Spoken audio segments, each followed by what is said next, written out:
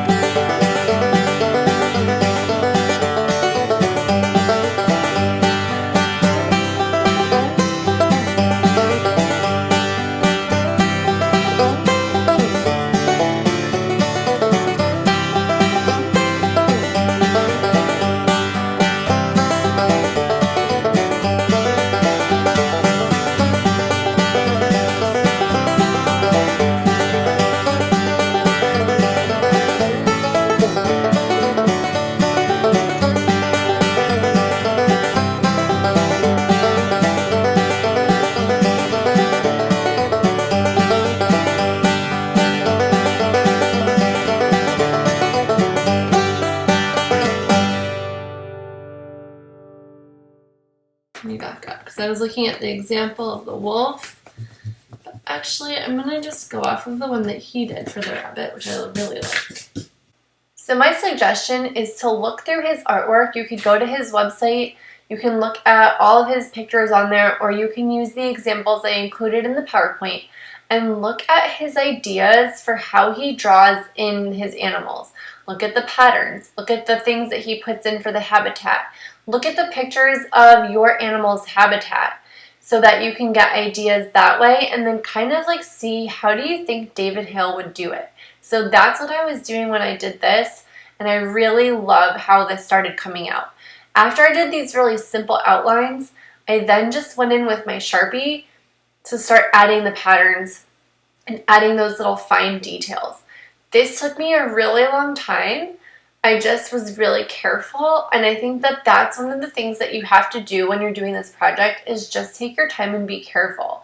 Because if you're drawing right with Sharpie, that means it's permanent, so you don't want to be too hasty, but it is really nice not to have to draw with pencil and erase and go back. So I would just say try to enjoy it and try to just pay really close attention to detail, and it should come out really, really nice.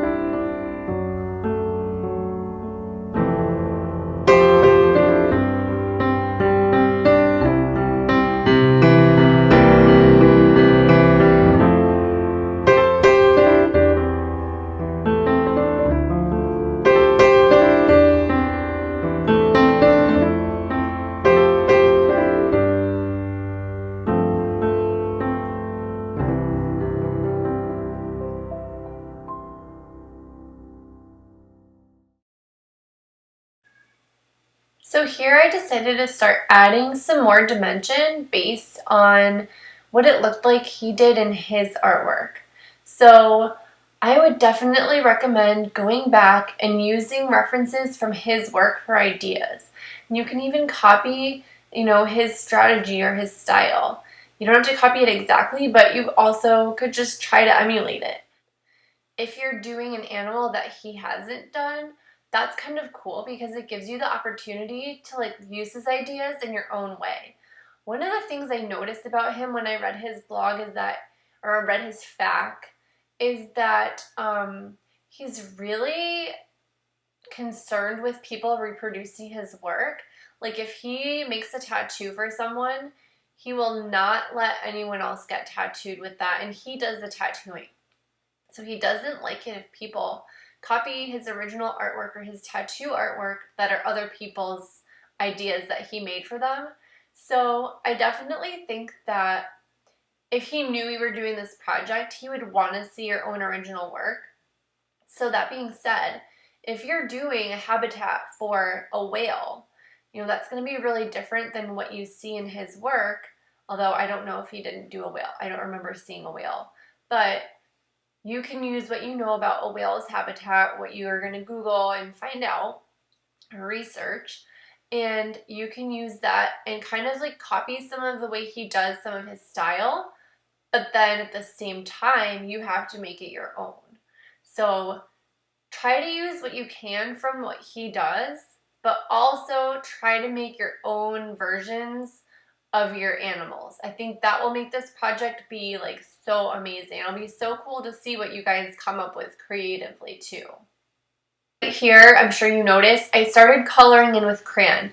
He doesn't add too much color to his pictures, so I only did a little bit, and I tried to make it look super balanced. Here, I cut out the rabbit. There was a background component to this that I decided I didn't love, so I took it out. I just used a black piece of paper behind it, and I think that it really helps the design stand out.